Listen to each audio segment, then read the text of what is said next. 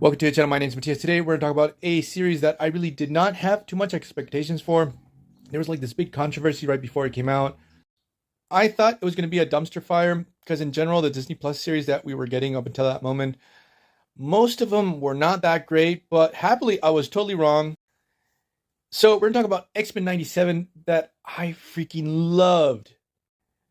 So we're going to get into the good, the bad, the ugly.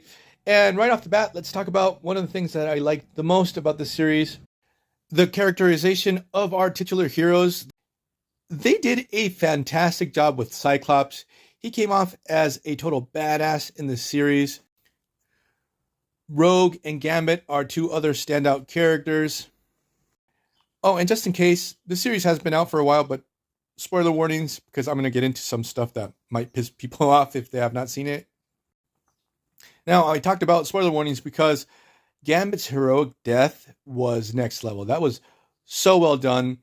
I watched it for a second time with my daughter, and she was bawling. She was crying when Gambit died.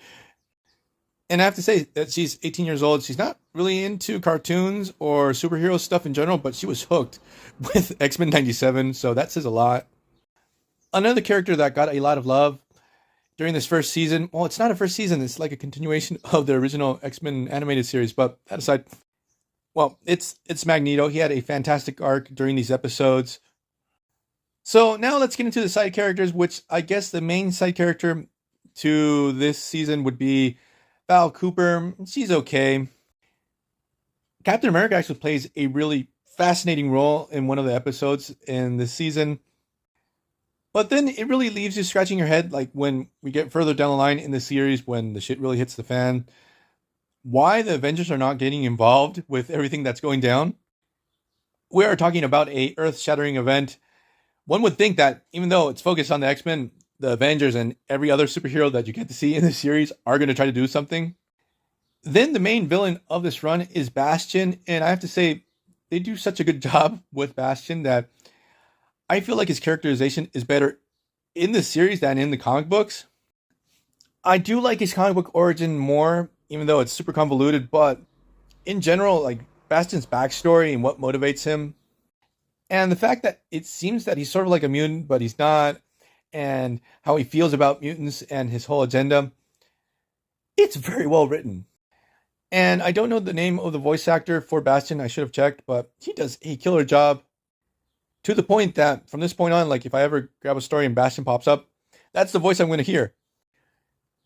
Now, for the plot for the overall series, or the season, sorry, it's really good. It's very well done. Obviously, it revolves around Bastion. And the thing is that he feels like a credible threat. He feels very dangerous. Also, this series knows how to balance out good plot, good drama, a certain level of cheesiness that works with it. I guess a lot of soap opera too, and it just really works. Like the showrunner, Mr. DeMeo, just knocks it out of the park in that aspect. I was very surprised how the action really had me on the edge of my seat. And again, this is a cartoon, so I did not see this coming. They also get pretty creative with some of the action scenes. Like there's one revolving around Nightcrawler that is freaking mind blowing. Now the soundtrack, it's pretty standard. I love that they have the original introduction song. It's revamped. They touched it up a little bit, but it's super killer.